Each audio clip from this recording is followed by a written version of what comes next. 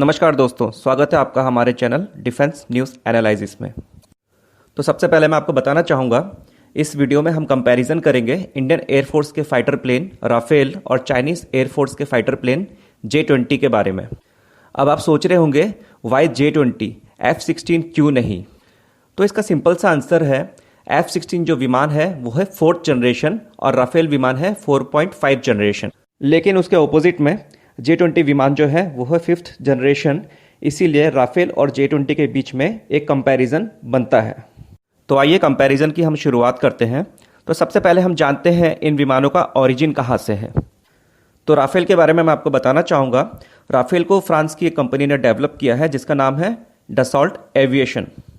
Rafale एक multilayer fighter aircraft है जिसमें ट्विन इंजन लगे हुए हैं, साथ ही में ये 4.5 जनरेशन का फाइटर एयरक्राफ्ट है। इसका इस्तेमाल एंटी न्यूक्लियर स्ट्राइक्स में किया जाता है, एंटी शिप स्ट्राइक्स में भी किया जाता है, और अगर आप किसी देश में अंदर में जाके अगर कोई ऑपरेशन करना चाहते हैं तो वहाँ पर भी इस्तेमाल होता है। तो अब बात करते हैं J-20 चाइनीज़ विमान की, जिसको चाइना के चेंगडू एरोस्पेस कॉरपोरेशन में बनाया गया है, जो कि एक single seater twin jet engine वाला विमान है और ये ऑल वेदर स्टेल्थ विमान है। और सबसे बड़ी खास बात इसकी ये है कि ये 5th जनरेशन का फाइटर प्लेन है। तो अब हम बात करते हैं इन दोनों विमानों की टेक्निकल स्पेसिफिकेशंस के बारे में। जैसा कि नीचे आप टेबल में देख सकते हैं, राफेल और चेंगडू J-20 विमान के बारे में स्पेसिफिकेशंस दिया गया है।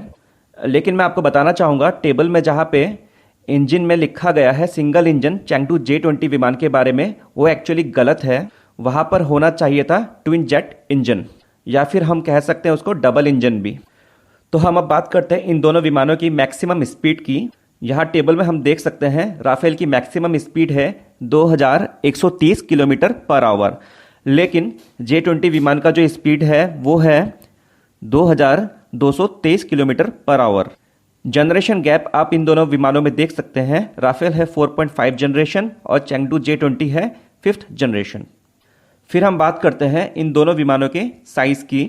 राफेल का साइज़ है हाइट में 5.30 मीटर, लेंथ में 15.30 मीटर्स, और आपका विंग स्पैन है उसका 10.90 मीटर। दूसरी ओर चेंगडू J-20 विमान का जो हाइट है वो है 4.45 मीटर, लेंथ है 20.4 मीटर और विंड स्पैन है 13.5 मीटर।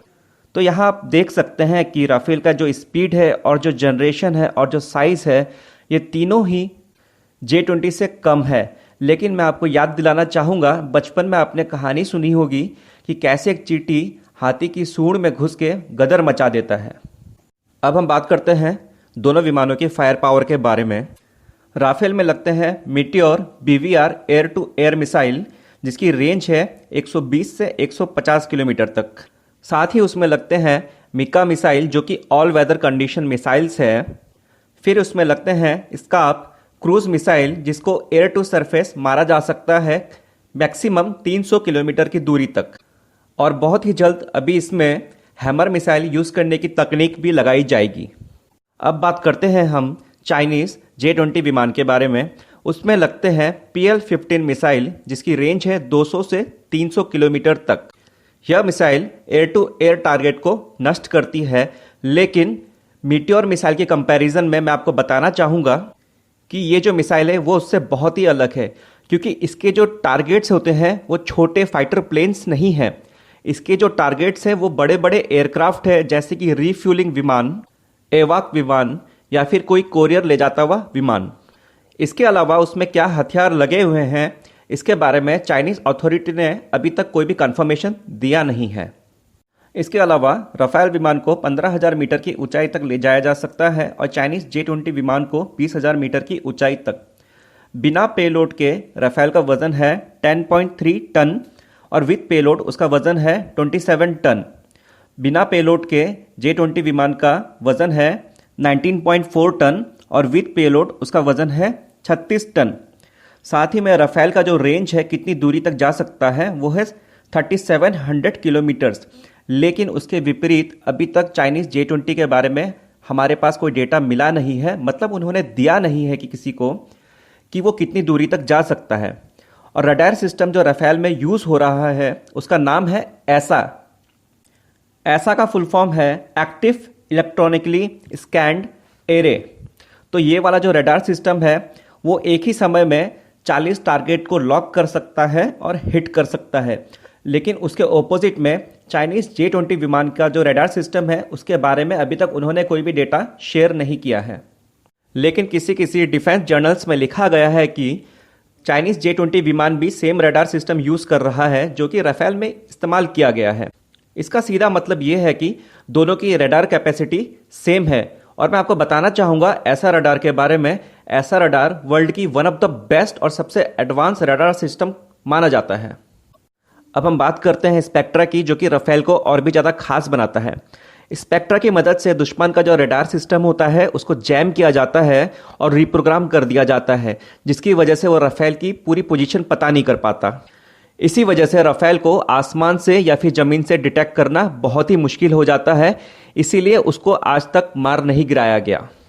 एग्जाम्पल के तौर पे मैं आपको बताऊंगा, अभी बस कुछ दिनों पहले की बात है, राफेल विमान लीबिया में घुस गया था, बहुत अंदर तक जाके उसने ऑपरेशन किया था, लेकिन दुश्मन सेना को पता तक नहीं चला कि राफेल कब आया और कब चला गया। अब हम बात करते हैं J-20 के स्टेल्थ टेक्नोलॉजी के बारे में। तो J-20 विमान जो है वो 5th जनरेशन है, तो ऑब्वियस सी बात है कि वो स्टेल्थ टेक्नोलॉजी वाला ही होगा। लेकिन हमारी ये कॉमन परसेप्शन है कि स्टेल्थ मतलब इनविजिबल, लेकिन ये विमान पूरी तरह से इनविजिबल नहीं होते हैं।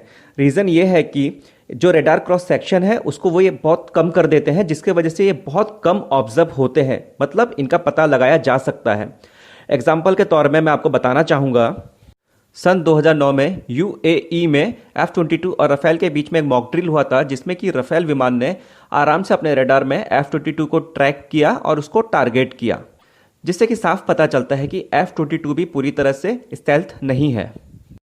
एक और वाक्य मैं आपको बताना चाहूँगा, इंडियन एयरफोर्स ने भी ये क्लेम किया है कि हमारी Su-30 MKI ने J-20 को अपने रडार में ट्रैक किया है, जिससे कि साफ पता चलता है कि J-20 कोई स्टेल्थ टेक्नोलॉजी नहीं है जितना कि वो अपना क्लेम कर रहे हैं।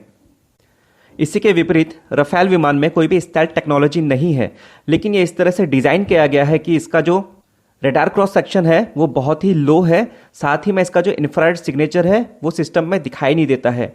और इसको जब हम स्पेक्ट्रा के साथ कंबाइन कर देते हैं तो चाइनीज़ J-20 विमान IAF की राफेल के आगे कुछ भी नहीं है। एक और इम्पॉर्टेंट बात मैं आपको बताना चाहूँगा, राफेल विमान का जो भी प्राइस है उसका 30% जो प्राइस है वो सिर्फ स्पेक्ट्रा और इसका जो बेहतरीन रडार सिस्टम है उसके वजह से ज़्यादा है। अब हम बात करते हैं कॉम्बैट एक्सपीरियंस के बारे में। राफेल विमान की कैपेबिलिटीज़ को अफगानिस्तान, लीबिया, माली, सेंट्रल अफ्रीकन रिपब्लिक, इराक और सीरिया जैसे देशों में टेस्ट किया जा चुका है और ये बहुत ही अच्छा रहा वहाँ पर। लेकिन उसी के ऑपोजिट चाइनीज़ J-20 विमान जो भी इसकी कैपेबिलिटीज़ है वो सिर्फ हमको पेपरों में, जर्नल्स में, मीडिया चैनल्स में ही दिखाई देता है, क्योंकि आज तक इसका इस्तेमाल किसी भी लड़ाई में हुआ नहीं है। अब हम बात करते हैं एक्सपर्ट ओपिनियन की। इंडियन एयरफोर्स के रिटायर्ड एयर मार्शल धीरज कुकरेजा ने यह कहा है कि चाइनीज़ J-20 विमान कोई सुपर स्टेल्थ नहीं है, क्योंकि हमारे इंडियन रडार्स भी इसको आराम से डिटेक्ट कर सकते हैं। साथ ही इस विमान में रशियन इंजन लगाया गया है, जिसकी वजह से थ्रस्ट टू वेट रेशियो इस विमान के फेवर में नहीं है। उन्होंने ये भी कहा है कि चाइनीज़ एयरबेसेस जो कि तिब्बत में बहुत ऊंचाई में मौजूद है, वो अगर इंडिया की तरफ बढ़ते हैं तो उनको अपना पेलोड कम रखना पड़ेगा, लेकिन उसके उल्टे में इंडियन फाइटर प्लेन्स के जो पेलोड है वो फुल रहेंगे, जो कि हमें एक अलग ही एज देता है और एक बढ़त देता है चाइनीज़ एयरक्राफ्ट के ऊपर। तो दोस्तों, इसी के साथ मैं अपना वीडियो यहीं पे समाप्त करता हूं। अगर आपको ये वीडियो पसंद आया तो आप लाइक, सब्सक्राइब और नोटिफिकेशन के लिए बेल आइकन जरूर क्लिक कीजिएगा। धन्यवाद।